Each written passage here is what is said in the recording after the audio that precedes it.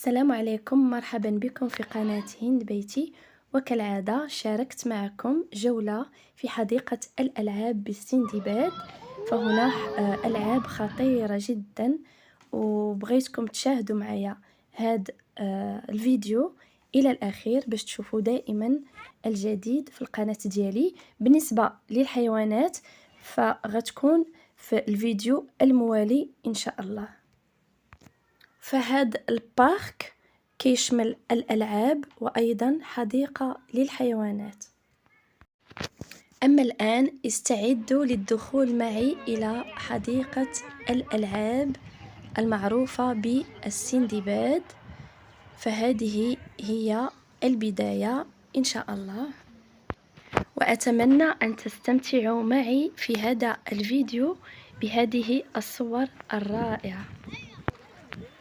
فكبداية سنتعرف على هذه الباخرة المعروفة باسم سيبابور أو البابور، فهذه رائعة جدا.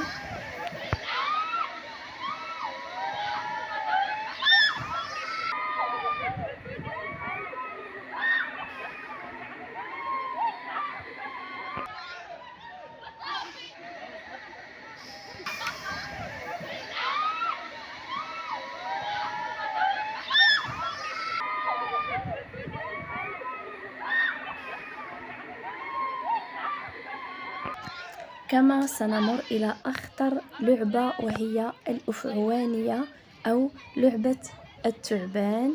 فأنا شخصيا لا أستطيع أن ألعب هذه اللعبة.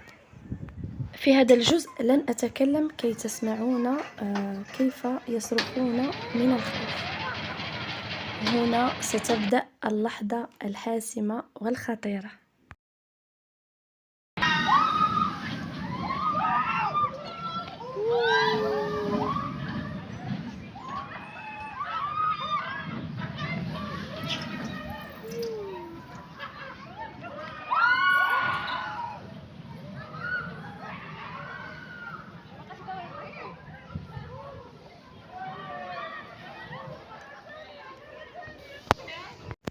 وهذه اللعبة هي أيضا صعبة للكبار فقط، فهي تقوم بدوران سريع إلى أن تنزل فوق الماء.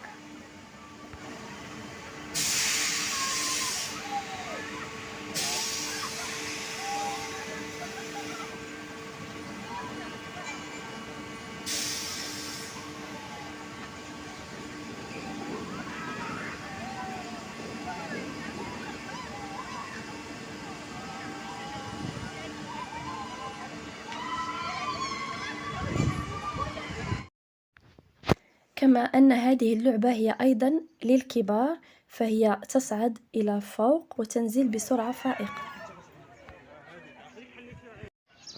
توجد عدة ألعاب، فقط قدمت لكم بعض الصور. فهذه اللعبة تسمى بالصالون.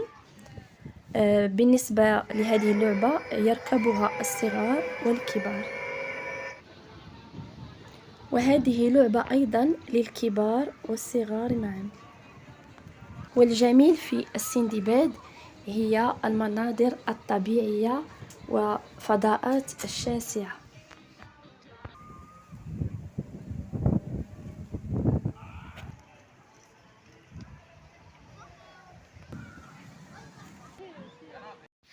هذه اللعبة أيضا تسمى بلعبة الفنجان، فهي تقوم بدوران باتجاه معاكس. كما توجد هنا فضاءات خاصة بالأكل، وستجدون خريطة خاصة بالحديقة، وهذا الفضاء للصغار والكبار أيضا.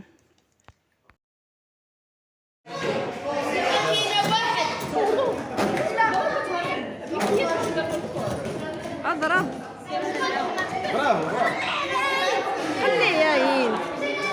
هذه اللعبة تسمى عين الروخ، فهي لعبة تصعد فقط إلى فوق لتروا كل ما لا تراه العين بالأسفل. توجد ألعاب كثيرة بحديقة الألعاب بالسندباد، فقط لم أستطع تصوير كل الألعاب لأن المساحة هنا كبيرة وشاسعة جدا. على أي تابعوا الفيديو إلى الأخير، فهناك ألعاب أخرى سترونها معي الآن في هذا الفيديو.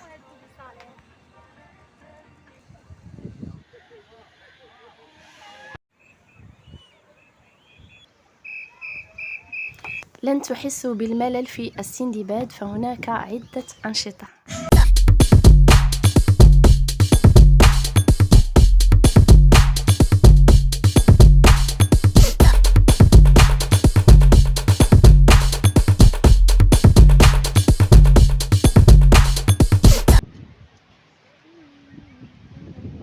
سترون أيضا لعبة خاصة بالكبار فقط كما تشاهدون الآن. ستجدون في السندباد هذا الفضاء المخصص أيضا للأطفال فقط للرسم على الوجه. إلى هنا ستنتهي جولتي بالسندباد، لكن في الفيديو الموالي مباشرة سترون جميع أنواع الحيوانات بالسندباد. فإن أعجبكم هذا الفيديو لا تنسوا الاشتراك معي في القناة والضغط على زر الجرس.